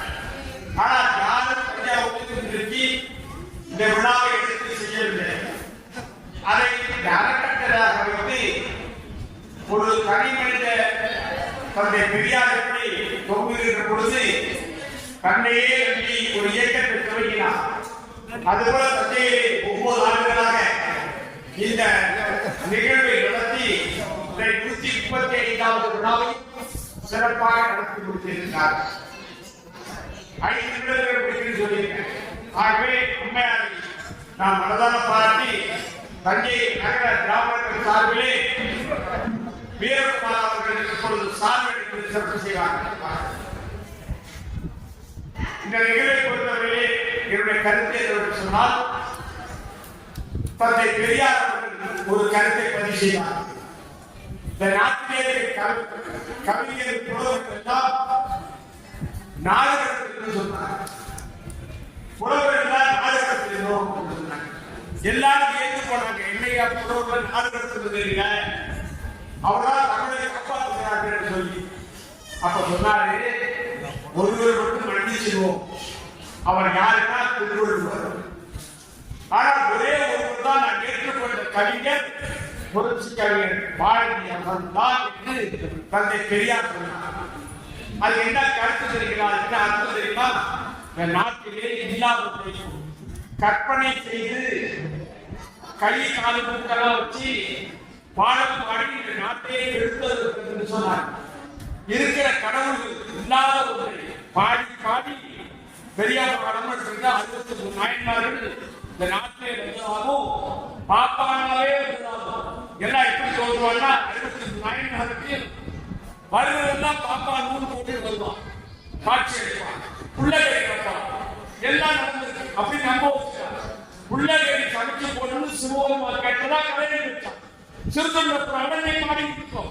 அப்படி நடந்துட்டு அப்படி அறுத்து குழம்பு வச்சு ஒரே அறுத்து குழம்பு வச்சு சோறு போடும்போது பிள்ளைகளை சமைச்சதுக்காக என்ன அர்த்தம்னா, எதை கேட்டாலும் நான் கொடுத்துருவோம், அதுதான் தத்துவம். அதற்காக இருக்கப்பட்டது. புலவர் சொல்லுகிறார், தந்தை பெரியார் சொல்கிறார், இப்படி பொய்யையும் புரட்டையும் பாடி நம் மக்கள் அறிவில்லாமல் ஆக்கிவிட்டார்கள் வருத்தம் தான். ஆனால் இந்த கவிஞரை மட்டும் பாராட்டினார். ஒரே ஒரு கருத்தை சொல்லி முடிக்கிறேன். சிறப்பாய் சாதி கதர் உடைத்து விதமான பிராமணன் பண்பில் எளிதான உணர்வு விளக்கை என்று தலைப்பிட்டு புடை சுருட்டு குப்பை புராண வழக்குகள் விதியேறும் விட்டு வைக்கிறார்கள் சொல்றார். முனை சுட்டு குப்பை அன்றே பல புராண வழக்கங்கள் யாவும் இனிமேலும் விட்டு வைக்காது. எடுத்துரைப்பத்தை இப்போதே தனி உலகை ஆண்டவர்கள் முன்னாள் தன்மான இளைஞராது இல்லாது சொல்லிவிட்டு வரலாற்று முதலமைச்சர் ஒரு வாரம் இன்னைக்கு மிக அவசிய தேவை. இந்த வடநாடு தென்னாட்டை வீழ்த்த செய்த வஞ்சகம் சிறிதல்ல. வடநாடு தென்னாட்டை வீழ்த்த செய்த வஞ்சகம் சிறிதல் தம்பி சொல்றார். இடை நாட்களில் மட்டுமா சென்ற 2000 ஆண்டு பார்த்தால் விடுவாயா தன்னலத்தை விடுதலை திராவிட விடுதலை என்று சொல்றார். 2000 ஆண்டு பார்த்தால் விடுவாயா தன்னலத்தை அவர் தன்னலத்தோடு இன்றைக்கு நம்மை வாழ வேண்டும். சரி செய்கிறார். மொழியை நம்முடைய தமிழ் மொழியை அழிப்பதற்காக ஹிந்தி மொழியை திணிப்பது சமஸ்கிருத மொழியை திணிக்க வேண்டும் என்று சொல்கிறார். ஆகவே இன்றைக்கு கூட வரலாற்று கவிஞர் சொல்றார் 2000 ஆண்டுகளாக செய்திருக்கிறார் சதியை என்று சொல்லுகிறார். ஆகவே இந்த கவிஞரை அந்த பெரியார் ஏற்றுக்கொண்டார். காரணம் இது அத்தனை துணை சுட்டு எல்லாம் எடுத்து விளக்கமாக ஆடிட்டு சொன்ன ஒரே கவிஞர். அதனால்தான் தந்தை பெரியார் பாராட்டினார். இன்னும் பெண்ணுக்கு தந்தை பெரியார் செய்துள்ளார் யார் வெளியேறுவதற்காக தன் வாழ்நாள் அதனால சார் இருக்கிறது இன்னொரு உலகம் சார் இருக்கின்றது இருக்கின்றார் இருக்காம கொள்ளுடுங்க இன்னும் உயிரோடு இருக்காம. இப்படி ஒரு கவிஞர் யாராவது இங்கே பாடிவாங்களா? யாராவது ஒழுங்க பாடுவாங்களா? அதுக்காக பெரியார் பாராட்டார். சாதி இருக்கின்றது எல்லாரும் இருக்கின்றானே அப்படின்னு சொல்லுகிறார். ஆகவே சொன்னால் பெண் விடுதலைக்காக பெரியார் பேசுகிறார். அதுக்காக சொல்லுகிறார் விதவை கல்வி இப்ப பாடுகின்ற பொழுது 25-30 ஆண்டு 1930 அப்ப எப்படி இருப்பாங்கன்னா பெண்கள் விதவை என்று சொல்லி எங்க வந்தா விதவை சமரப்படும் பொட்டு வச்சுருவாங்க வெள்ளத்தோடு கம்மநாட்டு இந்த வந்துபாரு அப்படின்னு சொல்லி இந்த நாட்டினை ஒதுக்கி வைத்த காலம். ஆண்கள் 3 சாரம் 4 சாரம் 60 வயசு கிழமை ஒரு 15-20 வயசு பொண்ணு கண்டிப்பா ஆனால் விதவையாகிவிட்டால் அவர் வாழ்வு சரி தாழ் இருக்கும் பூவு எடுப்பாங்க பொட்டு எடுப்பாங்க மனை நடப்பாங்க. இந்த பொதுமையை எல்லாம் சொல்லுகிறார் கவிஞர்கள் பாடிய ஒருதான் பாடினார். கோரிக்கை கிடைத்ததென்றே வேறு பழுத்தப்பலாம் புத குடியரசு பட்டதென்றே என்று அதை கொடுமை பட்டதென்றே என்று அவர் சொல்லுகிறார். கோரிக்கை இந்த தாய் ஒரு கவிதை பெண்களுக்காக இதெல்லாம் பெண் பிள்ளையை படிக்க சொல்வதற்காக சொல்லுகின்ற பொழுதால் பெண்ணை படிக்க வைக்கிறோம். ஆணை படிக்க வைக்கிறதை விட தலைவாரி பூச்சூடி உன்னை சாலைக்கு கோயில் சொன்னால் உன்னை சிலை போல கேட்டிருக்கிறார். நீ சிந்தாத கண்ணீரை ஏன் சென்றிருக்கிறார். படியாத பெண்ணாய் இருந்தால் பண்ணுவார் உன்னை சொல்லி படி படி படி என்று சொல்லி இன்னும் படித்து பாரதியார் சொன்னார். காலை விளையாட்டு பாடம் பிறகு பாட்டு ஒரு பேர்தான் படின்னு சொன்னார். மாலை விளையாட்டு ஆனால் பாவை சொல்லுகிறார். காலைப்படி பிற்பகல் படி மதியப்படி 3 வேளை படி சொன்ன ஒரே கவிஞர் சொல்லி இந்த நாட்டில் படிக்க பெண்கள் படிக்க வேண்டும், பெண்கள் உத்தியோகத்துக்கு வேண்டும், பெண்கள் மறுமணம் செய்து கொள்ள வேண்டும் என்று சொல்லுவோடு இந்த நாட்டில் புது முட்டையெல்லாம் ஒழித்து கேட்டுவிட்டு பகுத்தலை பெற வேண்டும், சமத்துவம் பெற வேண்டும், வடநாட்டு ஏகாதிபத்தை எதிர்க்க வேண்டும், தமிழ் மொழியை காப்பாற்ற வேண்டும் சொன்னார். ஹிந்தி ஒழிய வேண்டும் என்று சொல்லி மிக சிறப்பாக இந்த கவிதை முழுவதும் பாடியிருக்கிறார். அதனால்தான் பெரியார் சொன்னார் இவர்தான் சிறந்த கவிஞர், மற்றவர்களெல்லாம் நாடுகளுக்க வேண்டும், வள்ளுவரை கணிக்க வேண்டும் சொன்னார் என்று கூறி நீங்கெல்லாம் சிறப்பித்த உங்களுக்கெல்லாம் நன்றி. உங்களுடைய காத்திருந்து நீங்கள் நிகழ்ச்சியை கண்டுபிடித்ததோடு சிறு பிள்ளைகள் எல்லாம் மிக சிறப்பாக இப்படி பேசுவார்கள் எதிர்பார்க்கவில்லை. அவ்வளவு சிறப்பாக உரையாற்றினார்கள்.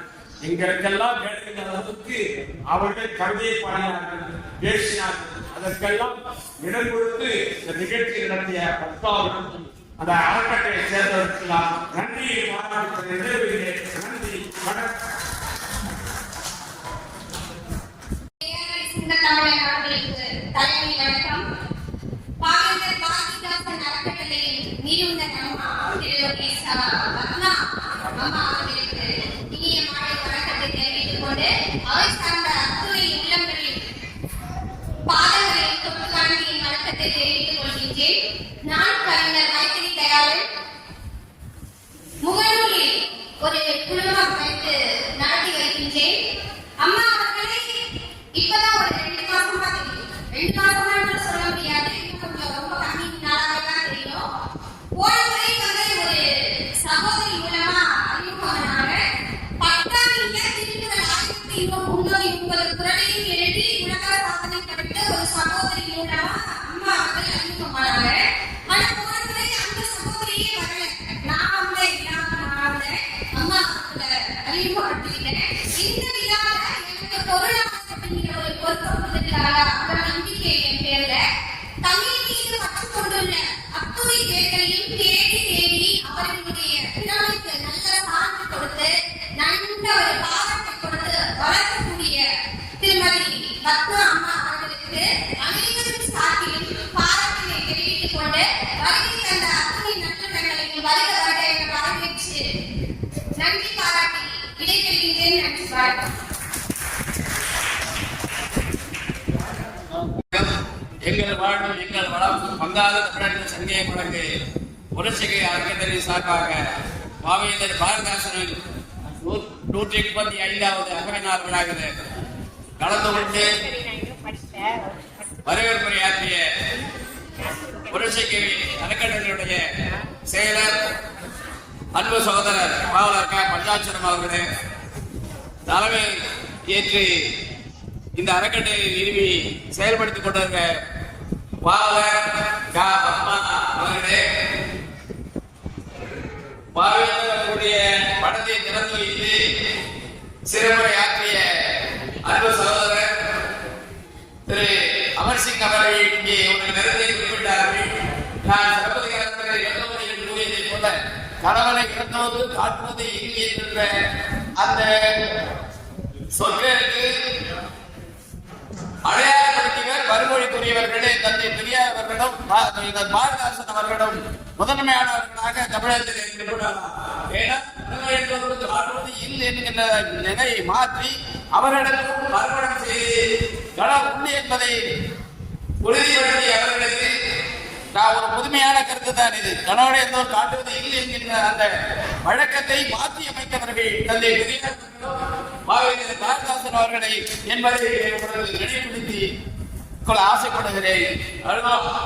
அதோடு கூட இந்த புரட்சிகளை அறக்கட்டளையுடைய பொருளாளர் கவிமாமணி நம்மாழ்வார் அவர்களின் மதித்துவன்றன் மைதிரி அவர்களே, திருச்சியிலிருந்து நானும் திருநாவுக்கரசரும் படித்த காலத்தில் அந்த கல்லூரியில் படித்த தமிழ் திரு மோகன் அவர்களே, தமிழ் திரு வெற்றிவேல் சுந்தரமோகன் அவர்களே, அடுத்ததாக உரையாற்றிய தமிழ் திரு கவிஞர் மணிவண்ணன் அவர்களே,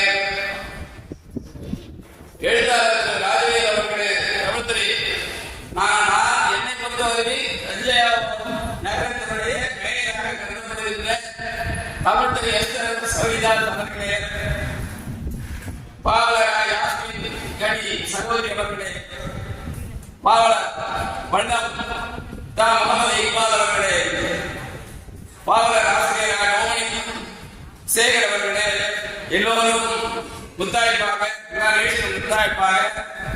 சான்றிதழ் வழங்கி இந்திய நாடாளுமன்றத்தினுடைய உறுப்பினர் அன்பு சகோதரர் நம்மோடு இருந்து செயல்பட்டுக் கொண்டிருக்கின்ற திரு முரசொலி அவர்களே, தொகுப்புரை வழங்கிய கவிஞர் மண்டல் ராஜ்பால் அவர்களே, முனைவர் கண்ணகி அவர்களே, அடுத்ததாக தமிழும் பாரதிதாசன் அவர்களும் பாடல்களும் என்றும் கிடைத்து நிற்கும் என்று உரையாற்றிய கவிதை வாசித்த அன்பு மாணவ செல்வங்களே, உங்கள் அனைவருக்கும் பாவேந்தர் தாஸ் அறக்கட்டளையின் சார்பாக நன்றியை தெரிவித்துக் கொண்டு விடைபெறுவோம்.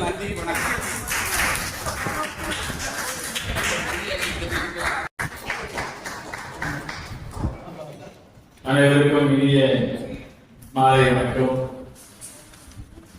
பொதுவாக எந்த ஒரு நிகழ்ச்சியை கொடுத்தாலும் அதற்கு குறித்த நேரத்திற்கு நான் வருகிற வேண்டும் என முனைப்போடு இருப்பவர். அந்த வகையிலே என்னுடைய அம்மையார் வந்து இந்த நிகழ்வில் பங்கேற்க வேண்டும் என கேட்ட பொழுது சரியாக இன்றைக்கு மாலை 4 நிகழ்ச்சிகள் 4 மணிக்கு ஆரம்பித்து 2 நிகழ்ச்சியை முடித்துக் கொண்டு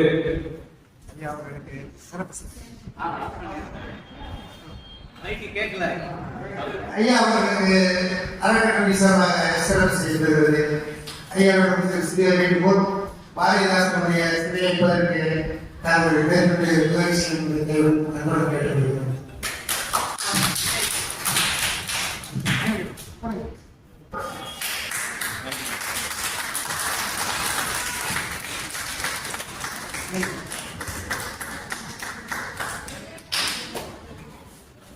இந்த மாலை நிகழ்ச்சியை முடித்து அலுவலகத்திலே முடித்து இன்னும் 2 நிகழ்ச்சியை முடித்து நான் இரவு உழவன் பயணித்து செல்ல வேண்டும். அதனால்தான் ஐயா அவர்கள் எனக்கு பின்னாலே நீங்கள் நிறைவுரையாற்றுங்கள் என்று சொன்னேன். மிக அடியோர் கற்றோர் நிறைந்த சபை. அதில் நான் வந்து உங்களுக்கு தெரியாத நான் என்ன சொல்லிட போறேன்.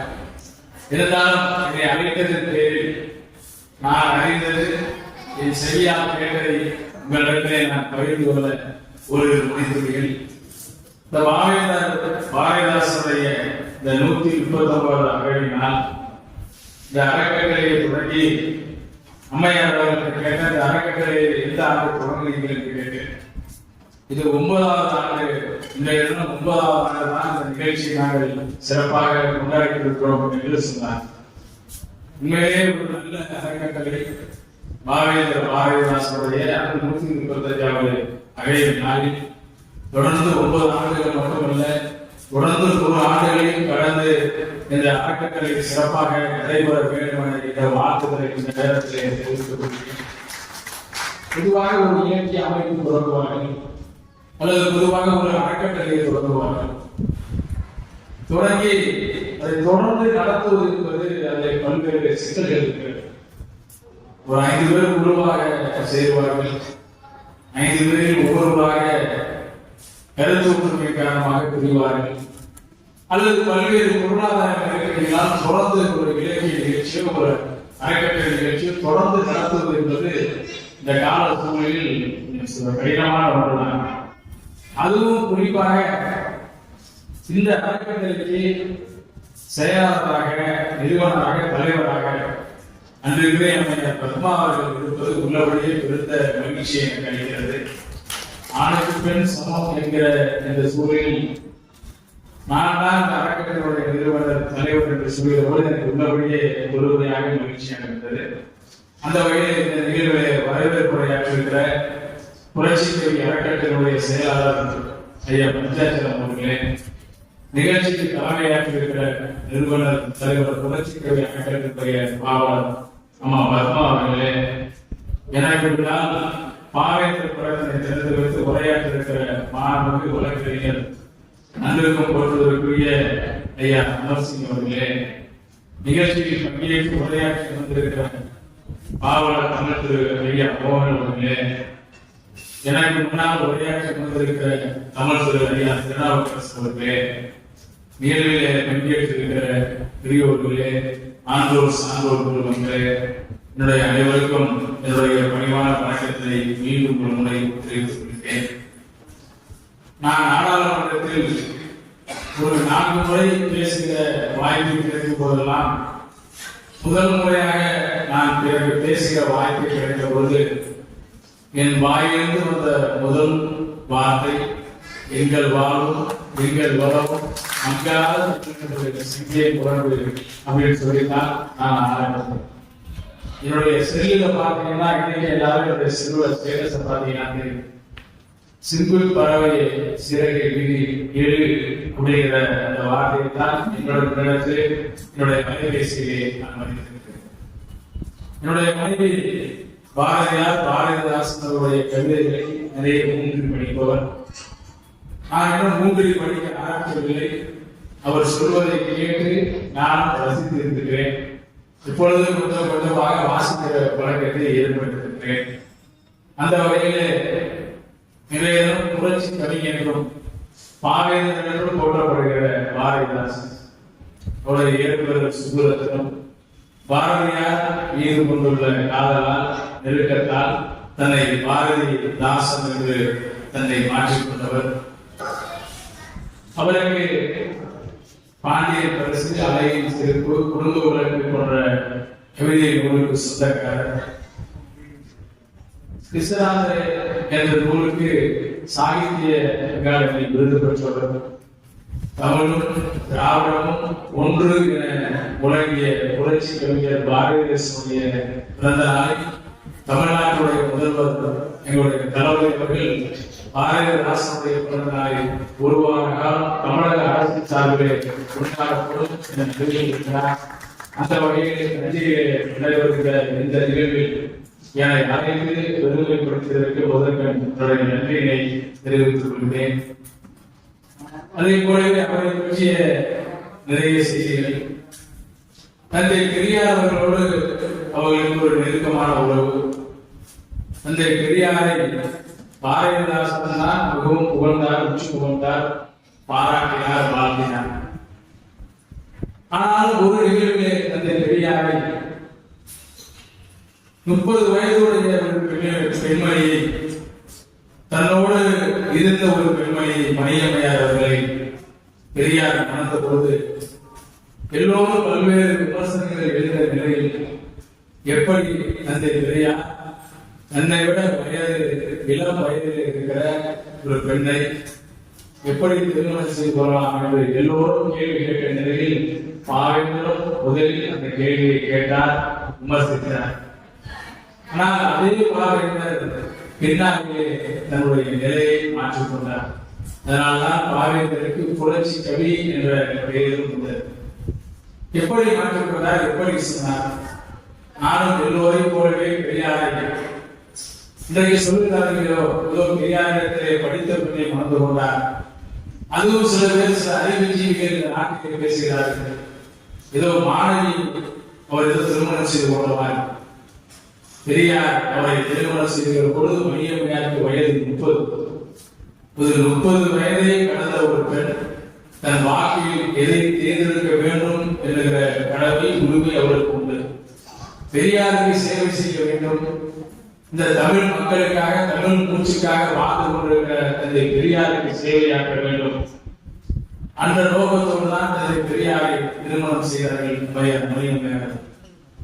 ஆனால் பின்னாலே நம்முடைய புரட்சி கவி பாரதிதாசன் அவர்கள் தன்னுடைய வார்த்தையை, தன்னுடைய மாற்றத்தை ஏற்றுக்கொண்டார்கள்.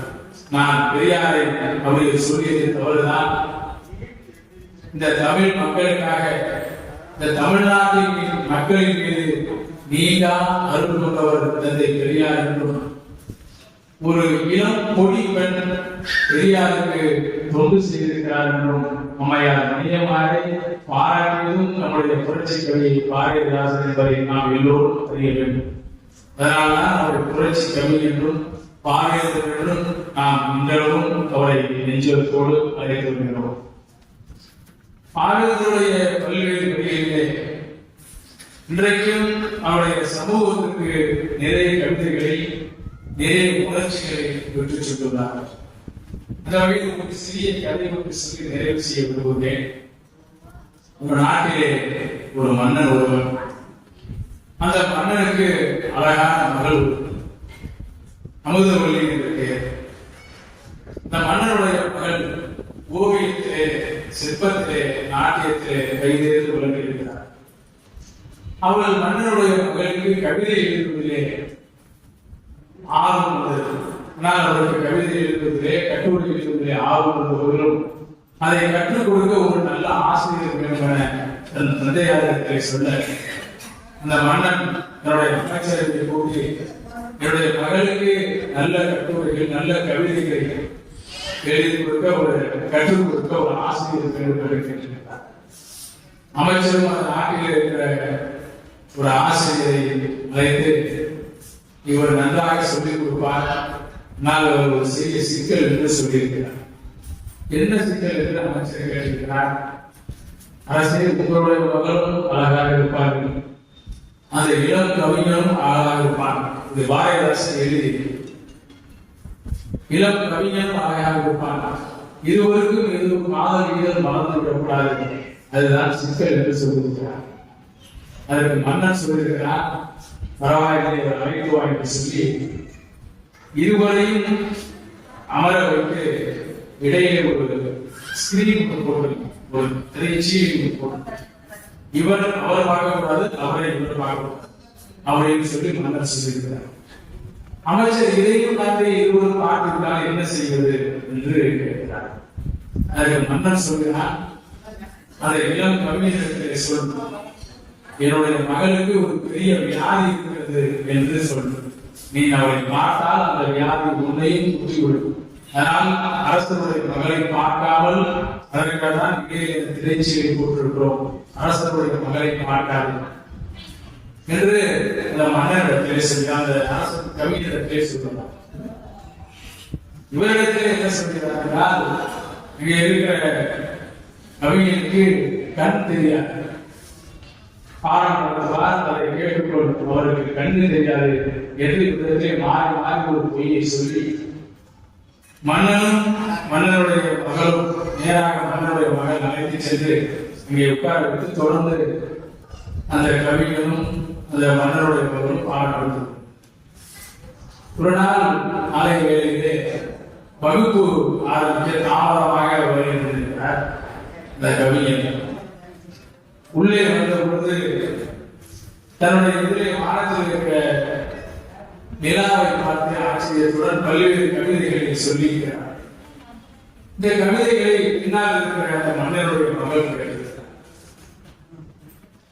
அதிலே அவர் விரிவாக சொல்கிறார், அந்த நிலா எப்படி இருக்கிறது என்பதற்கு பல்வேறு கவிதைகளை சொல்லி, காலையிலிருந்து மாலை வரை பசிப்பிரியோடு ஒரு உழைத்துக் கொண்டிருக்கிற ஒரு கூலி தொழிலாளி எப்படி ஒரு கஞ்சியை பார்த்தால், ஒரு கூலையை பார்த்தால் மகிழ்ச்சி அடைவானோ, அவனுக்கு அதையும் தாண்டி தட்டு நிறைய சோறு வைத்தால் எவ்வாறு மகிழ்ச்சி அடைவானோ, அதே போலவே நிலாவை பார்த்தவுடன் நான் மகிழ்ச்சி அடைகிறேன் என்று தன்னுடைய கவிதை பகுதியால் பாடித்தார்.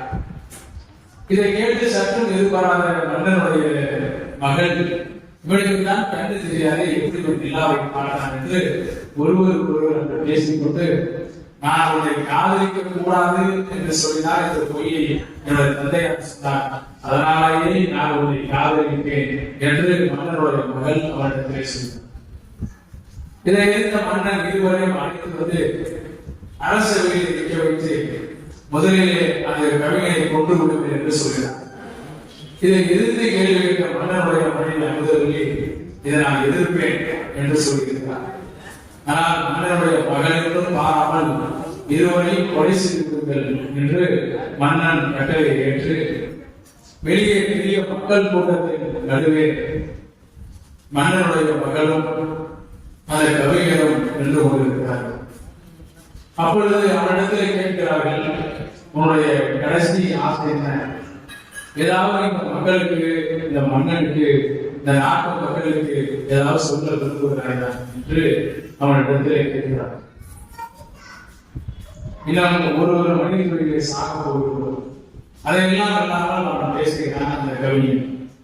பேரன்பு கொண்டவரே, பெரியவரே, என்னை பெற்ற தாய்மாரே, நல் இளஞ்சிங்கா அப்படின்னு அந்த கவிஞன்.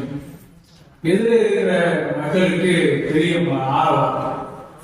இன்னும் 5 மணித்துறையிலே இறக்கப் போகிறார், அவன் தலையை கொய்ய போகிறார்கள். இப்பொழுது நல் இளஞ்சிங்கா என்று ஆரம்பிக்கிறானே என்று எல்லோருக்கும் மிகப்பெரிய ஆச்சரியத்தோடு அவனை நோக்கி, கண்கள் எல்லாம் அவனை நோக்கி செல்கிறார். அவன் தொடர்ந்து பாருகிறான். தொடர்ந்து பல்வேறு கவிதைகள், நீரோடை நீரோடை இலங்கையிட்ட நெடுமரங்கள் நிறைந்து பெருங்காராக்க பெருவிலங்கு நேரோடி வாழ்ந்திருக்க பாம்பு கூட்டம் போராடும் பால் நிலத்தை அந்த நாளில் புதுக்கியவர் யார் என்று பார்க்கிறார். அதையும் தாண்டி அழகிய நகரை உண்டாக்கி சிற்றூரும் வரப்படுத்த வயலும் நீர் தேக்கிய நல் வாய்க்காலும் வகைப்படுத்தி நெற்சேர உழுது உழுது தன்னுடைய தோள்களினாலே சேர்த்த எவரின் தோள்கள் என்று அந்த கவிஞன் மக்களை பார்த்து கேட்கிறார். ஒற்றுகளை கடல் முத்தை மணி குலத்தை போயிருக்கு அடக்கிய மூச்செல்லாம் எவரின் மூச்சு என்று கேட்கிறார். கடைசியாக கேட்கிறான், அக்காலம் அந்த கால அக்கால உலகத்தை தலை கீழாக்கி அழகியாய் வசதியாய் செய்திருந்தார். இந்த கடைசி விலையை சொல்கிறான், இக்கால நால்புறம் அன்றிருந்தால் இருட்டுக்கு முன்னேற்றம் ஆகிறது புக்கு பயன் உண்டாகுமோ என்று முடித்தார். இவ்வளவு அழகை இந்த நாட்டை, இந்த நகரை, இவ்வளவு வயல் வெளிகளை, அழகிய முத்துக்களை இந்த நாட்டுக்கு கொண்டு சேர்த்த அவன் தான் அன்றைக்கு என்னை கீழ் ஜாதி என்று சொல்லியிருந்தால் இன்னைக்கு நாடு இவ்வளவு முன்னேறிக்காது. இன்றைக்கு நான் ஒரு பெண்ணை காதலிக்கிறே என்ற காரணத்திற்காக என்னை கீழ் ஜாதி இருக்கிறாயே என்று இந்த சமுதாயத்திற்கு நல்ல புரட்சி கருத்துக்களை தெரிவித்த பாவேந்தனுடைய பிறந்த நாள் விழாவில் உங்களை சந்திப்பதில் மகிழ்ச்சி அடைந்து பாவேந்தனுடைய புகழ் என்றும் போகுங்க. தமிழ்நாட்டில் திராவிட முன்னேற்ற கழகம் ஏதோ நான் திமுகவுக்காக பேசுகிறேன் என்று இல்லாமல் நல்லதொரு ஆட்சி இன்றைய தினம் தமிழ்நாட்டில் நடந்து கொண்டிருக்கிறது. புரட்சி கவிஞனுடைய அந்த வார்த்தைகள் உங்களிடம் காதுகளிலே செவிகளாய் ஒலிப்பதோடு மட்டுமல்லாமல் அவர் என்னெல்லாம் செய்தாரோ அதை நாம் கடைபிடிக்க வேண்டும். இன்றைய தினம் ஒன்றிய அரசு மும்மொழி கொள்கை என்ற முறை கொண்டு வந்து தமிழ்நாட்டில் இன்றைய தினம் மும்மொழி கொள்கையை பிரிக்க நினைக்கிறது. எல்லோரும் இங்கிருந்து நாடாளுமன்றத்திலே உத்தரப்பிரதேசத்தை சேர்ந்த ஒரு நாடாளுமன்ற உறுப்பினர் இடத்திலே கேட்டார், ஏன் நீங்கள் இந்தி வேண்டாங்க அப்படின்னு கேட்டார். நாங்கள் சொன்னோம், உங்களுடைய உத்தரப்பிரதேச மாநிலத்திலே மும்மொழி கொள்கையை ஏற்றுக்கொண்ட ஒரு மாநிலத்திலே இந்தி பேசுகிற மாநிலத்தில் நாடாளுமன்றத்தில் அமைச்சர் நாடாளுமன்றத்தில் பதிவிடுகிறார். நான் சொல்லவில்லை, ஒன்றிய அமைச்சரே பதிவிடுகிறார். மும்மொழி கொள்கையை ஏற்றுக்கொண்டு இந்தி பேசுகிற உத்தரப்பிரதேச மாநிலத்தில் சென்ற ஆண்டு மட்டும் 26,000 அரசு கொள்கைகளை மூடி இருக்கிறார்கள் உத்தரப்பிரதேச மாநிலத்தில். ஆனால் தமிழ்நாட்டில் வறுமையின் அடையாளமாக இருந்த அரசு கொள்கைகளை இன்றைக்கு பெருமையின் அடையாளமாக வருகிற தமிழ்நாட்டின் முதல்வர் அவர்களுக்கு இன்னொரு கேட்டார்கள், உங்கள் வீட்டிலிருந்து சுற்றுலாவுக்கு எங்களுடைய உத்தரப்பிரதேச மாநிலத்திற்கு வருகிறார்கள், எங்களுடைய ஊரிலிருந்து உங்களுடைய தமிழ்நாட்டுக்கு வருகிறார்கள், பல்வேறு இடங்களுக்கு வருகிறார்கள், அங்கே தமிழிலும் ஆங்கிலத்திலும் மட்டும்தான் எழுதி வைத்திருக்கிறீர்கள் என்று எங்கள் மக்களுக்கு இந்தி மட்டும்தான் தெரியும், ஏன் இந்தி எழுதவில்லை என்று எடுத்திருக்கிறார். நான் அவருக்கு அடக்கத்தோடு சொன்னேன், எங்களுடைய ஊரிலிருந்தும் உங்கள் ஊருக்கு வருகிறார்கள், நீங்கள் இந்தியை மட்டும்தான் எழுதியிருக்கிறீர்கள், நாங்கள் தமிழ்நாட்டில் உலகம் முழுக்க பேசப்படுகிற ஆங்கிலத்தில் எழுதியிருக்கிறோம், நீங்கள் இந்தியை மட்டும்தான் எழுதியிருக்கிறீர்கள். இதை நான் சொல்வதற்கு காரணம், ஏதோ மும்மொழி கொள்கை இந்தி கொள்கை படித்தவர்கள் மட்டும்தான் இன்றைக்கு வேலை எல்லோரும் வேலை வாய்ப்புகள் இருக்கிறார்களே என்ற ஒரு பொய்யான மாய விபத்தை இன்றைக்கு ஒன்றிய அரசு உருவாக்க நினைக்கிறது. இந்த சூழ்நிலையில் தமிழ்நாட்டில் திராவிட முதல்வர் இருக்கிற எல்லா முன்னெடுப்புகளுக்கும் இருக்கிற கடைசி சட்டைகளும் அவர்களுக்கு பின்னால் இருக்கிற அனைத்து தமிழ்நாட்டை சேர்ந்த அனைத்து ஒவ்வொருவரும் அவர்களுக்கு பின்னால் இருக்க வேண்டும். தளபதி ஒரே வார்த்தையில் தன்னுடைய எங்களுக்கெல்லாம் உறுதிமொழி சொல்லியிருக்கிறார். அந்த உறுதிமொழியை உங்களுக்கும் நான் சொல்லி தமிழ்நாடு போராடும், தமிழ்நாடு வெல்லும் என்ற வார்த்தையை சொல்லி நடைபெறுகிறேன். நன்றி.